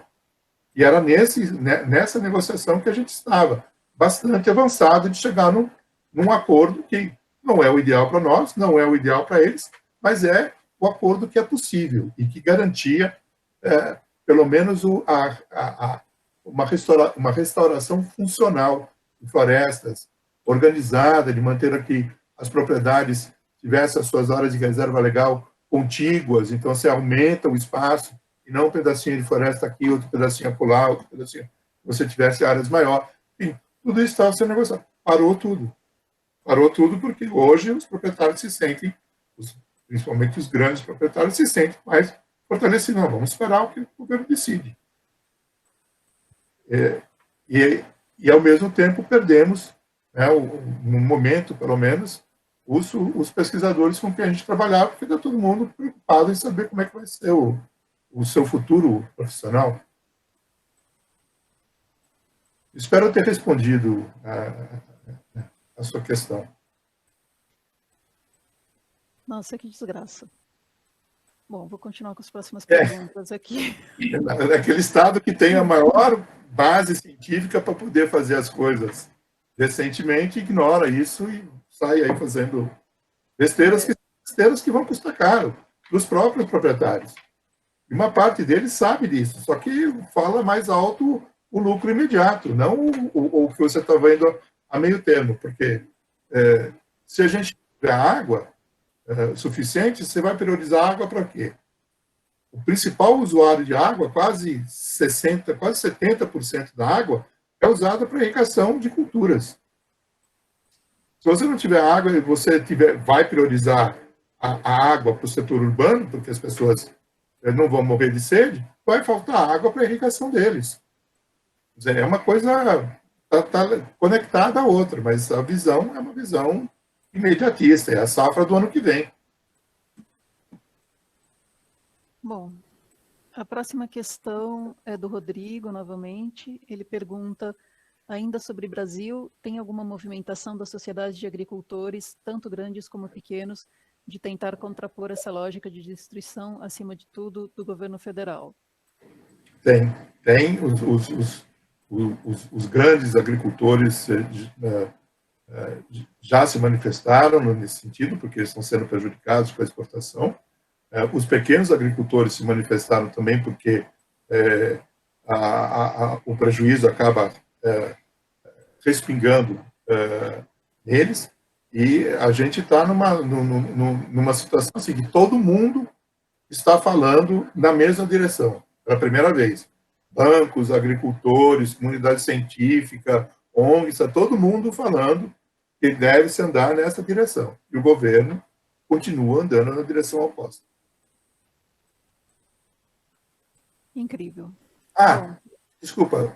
Pode falar. Só para terminar numa nota alegre, já que nós temos um feriadão pela frente. De uma maneira, assim, absurdamente surpreendente, para quem trabalha com essas questões aqui no Brasil, no ano passado, vocês talvez tenham acompanhado, alguns de vocês tenham acompanhado, os ex-7 ministros de meio ambiente se reuniram e fizeram um documento que foi publicado apontando os erros do que está acontecendo agora. Mas, além desse documento, eles também tiveram reuniões com o presidente da Câmara, a Frente Parlamentar Ambientalista, eles conversaram e discutiram com bastante gente. E, de alguma forma, conseguiram convencer os deputados de que a ratificação do Protocolo de Nagoya era uma coisa importante para o Brasil. Então, o Brasil ratificou o Protocolo de Nagoya, agora, em agosto. Foi aprovado na Câmara, foi para o Senado, a gente achava que no Senado ia empatar, teve uma reunião quase que relâmpago no Senado, foi aprovado, está no Itamaraty, porque Itamaraty faz os últimos acertos do decreto que depois o presidente vai ter que assinar, então isso ainda falta essa etapa final, mas, enfim, o nosso parlamento já aprovou, então, portanto, ratificou. O que para nós foi nessa desgraceira toda, foi uma surpresa enorme. Isso muda muita coisa nas relações de conservação. Bom, uma boa notícia. Então, eu vou dizer para vocês, quando eu fiquei sabendo disso, através do deputado, que é hoje o presidente da Frente Parlamentar, eu quase caí de costas. Mas, cara, não, nós vamos na Câmara, só que já seguiu o Senado. Bom, claro, ótimo, excelente. Tem uma última pergunta aqui no fórum, vou só fazer essa última pergunta, que é do Davi, que está perguntando como é feita a extração de recursos naturais da Amazônia pela indústria farmacêutica cosméticos. Existe algum tipo de regulamentação para isso? Existe sim. É uma regulamentação independente do protocolo de Nagoya, e é até uma exigência do próprio protocolo, que os países têm a sua própria legislação de acesso a recursos genéticos e ao conhecimento tradicional. Essas coisas andam juntas, sempre. Então, o Brasil tem essa legislação desde 2002, era uma legislação altamente restritiva, a lei mudou em 2013, melhorou, não é uma das tempos, mas melhorou significativamente. Ela regulamenta os acordos, você tenha o uso de conhecimento tradicional tem que ser explicitado, tem que ser negociado, tem que ser autorizado, e o modelo de negócio está mais ou menos estabelecido. Existe o Conselho de Gestão do Patrimônio Genético, que avaliza esses contratos. Nós temos uma quantidade muito grande de recursos da Amazônia sendo utilizados na indústria de cosméticos, que é a que investiu efetivamente. Não temos na indústria farmacêutica, porque a indústria farmacêutica nacional ela não faz pesquisa. A indústria farmacêutica nacional ela copia o remédio de grandes laboratórios assim que vence a propriedade intelectual, assim que vence a patente. Então, nós não temos nenhuma indústria nacional fazendo pesquisa para desenvolvimento de novos fármacos. Tudo que nós temos que aparece de novo, inclusive com recursos genéticos, o uso de recursos genéticos brasileiros, é feito pelas grandes multinacionais em laboratórios fora do país. Nós não temos nada, basicamente, sendo feito aqui do ponto de vista farmacêutico. Temos a indústria que não usa os princípios, mas usa as folhas para fazer chá, ou as raízes para produzir. Isso a gente tem. Mas desenvolvimento de fármacos nós não temos. Para vocês terem uma ideia, no século XIX, o Brasil, no sistema que valia naquela época, que foi depois revalidado no século XX, o Brasil tinha 2 patentes de remédios. No século XX, o Brasil não registrou nenhuma patente nova de remédio. Nenhuma. Zero. Então, o que nós temos aqui? Grupos altamente especializados em fazer a bioprospecção. As pessoas vão lá, identificam as moléculas, mostram como elas funcionam no laboratório. Quando é uma molécula que tem um impacto considerável, trabalham com aquela molécula, fazem a estrutura tridimensional. É um grupo excelente. Só que a gente não tem ninguém que pegue dali para frente. Porque dali para frente é a parte que, de fato, custa dinheiro. E depois que você tem uma molécula, que você identifica a estrutura dela, você pode até modificar um pouco, você vai ter que produzi-la sinteticamente, você não vai depender sempre da extração, você vai ter que produzi-la sinteticamente, e você vai ter que levar 10 anos de testes para conseguir, de fato, colocar alguma coisa no mercado. Nenhuma indústria brasileira faz. Para me desmentir, ao mesmo tempo que eu falo, no século XXI nós já temos uma patente, que é o Acheflan. O Acheflan é feita pela Xé, desenvolvido aqui no Brasil, a partir de um grupo de pesquisa de Santa Catarina, e é uma pasta, uma pomada, um remédio com os efeitos semelhantes ao Cataflam, um anti-inflamatório da erva baleeira, que é totalmente desenvolvido aqui. É o único para contradizer a gente que não tem nada. Mas, de uma maneira geral, você não tem. Então, ou você faz acordos com multinacionais, e aí é o país quem tem que fazer esses acordos, não são diretamente os pesquisadores, ou a gente não vai conseguir utilizar esses princípios ativos para a indústria farmacêutica. A indústria cosmética usa por quê? Ela não tem que fazer 10 anos de teste. Ela faz os testes, hoje faz em laboratório, nenhuma delas usa mais animais para fazer seus testes, faz cultura de células, testa, não tem reação, tudo bem, a Natura lança um novo creme, o Boticário lança um novo perfume, e esses princípios são utilizados, mas, obviamente, é uma coisa de um significado para nós, em termos do benefício que nos causa, é uma coisa supérflua, e, do ponto de vista financeiro, é uma coisa mínima se comparado com o sucesso, por exemplo, de um remédio novo para pressão alta, ou para estresse, ou para doenças que dão retorno. As doenças como chagas, como malária, que não dão retorno, porque são países pobres, nenhum laboratório internacional investe em pesquisa. Hoje você não tem nada praticamente em andamento no sentido de descobrir remédio dessas coisas que a gente chama de doenças abandonadas. Porque não tem ninguém pesquisando, porque os usuários vão ser países pobres e não vão pagar. Não vão ter como pagar o custo do desenvolvimento. É trágico, mas essa é a realidade.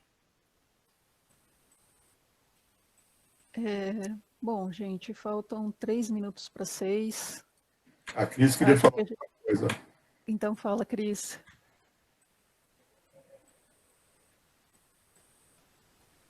Sim, Cris, pode falar. Você está sem microfone. Sem microfone.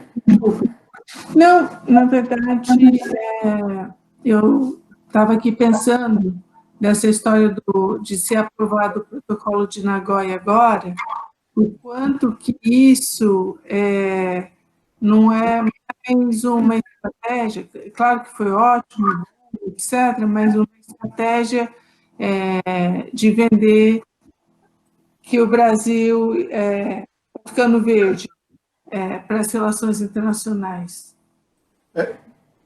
Até pode ser, Cris, mas eu não vi o governo usar isso em momento algum. O Ministério do Ambiente não comunicou.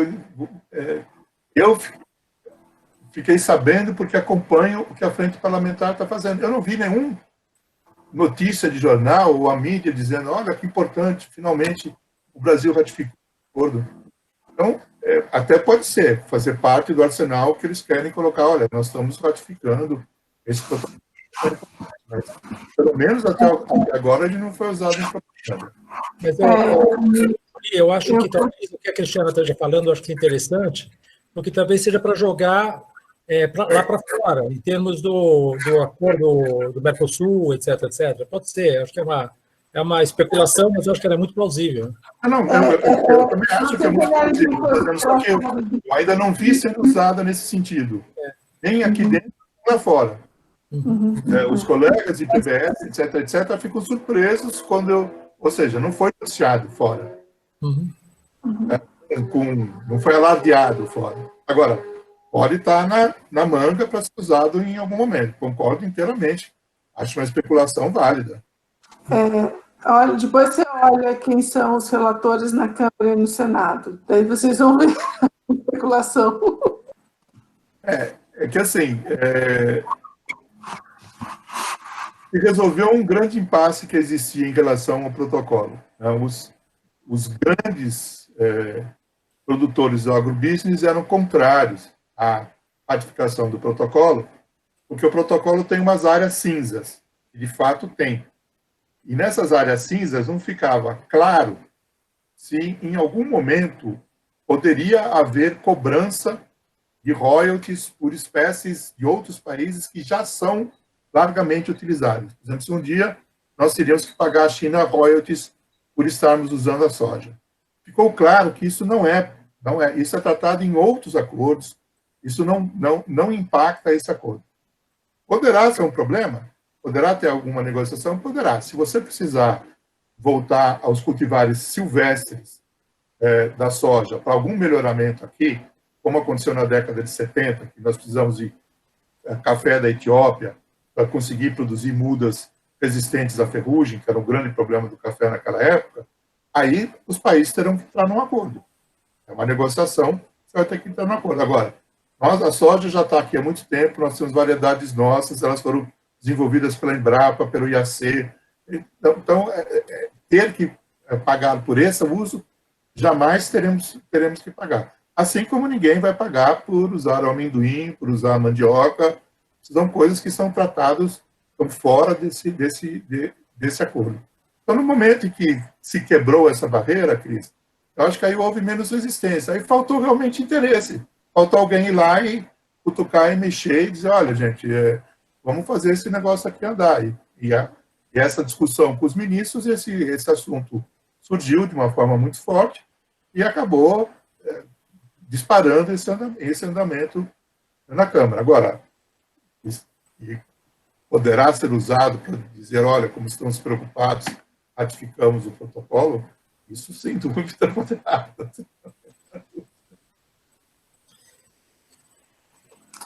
Muito boa aula, excelente. Muito obrigado. Eu tentei cortar, porque hoje passei o dia tirando slides da aula, mas ainda assim... Não, ficou ótimo. Gente, obrigada a todos. Vamos nos